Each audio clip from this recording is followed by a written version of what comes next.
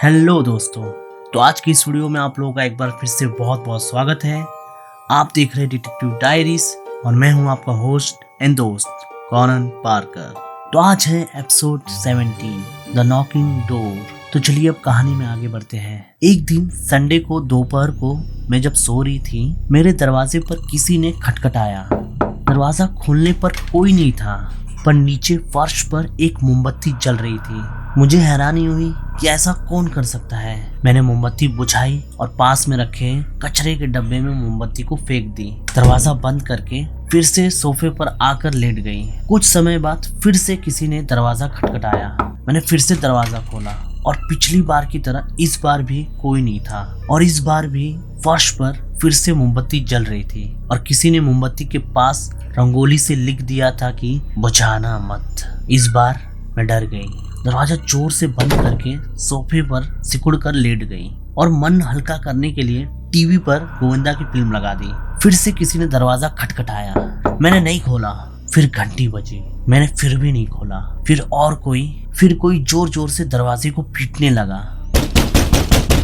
मैं डर के रोने लगी। अपना फोन ढूंढा पर कहीं नहीं मिला। फिर दरवाजा पीटना और घंटी बजना अचानक बंद हो गया।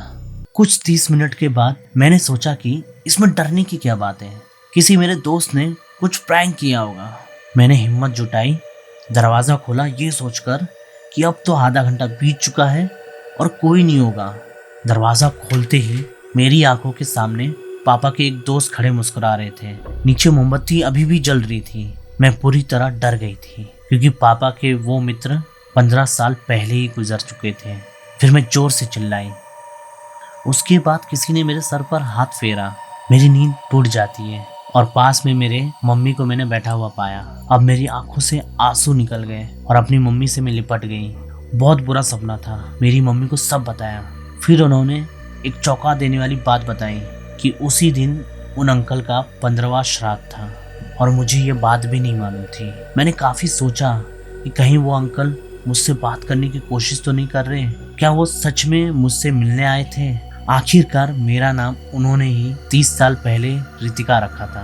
तो ये थी आज की real life short horror story. मुझे लगा ये आप लोगों तक पहुंचाना ज़रूरी है, तो मुझे लगा ये आप लोगों तक लाना चाहिए। डजंट मैटर, ये छोटी स्टोरी है बट मुझे लगा ये कुछ ना कुछ एक बहुत लोग एक्सपीरियंस करते हैं, तो ये कहानी सब तक पहुंचनी चाहिए। और मैं अपनी डिटेक्टिव थ्योरी से इसके बारे में कहूँगा तो ये ऐसे कुछ एक्सपीरियंस हैं जिसे हम डेली लाइफ में जीते हैं, हम उसे ही एक्सपीरियंस करते हैं। अगर हम कोई रात को मूवी देख के सोएंगे तो नाइट में हमारे ड्रीम्स में उसके ही कुछ विजुअल्स क्रिएट होके हमारे ड्रीम्स में आते हैं।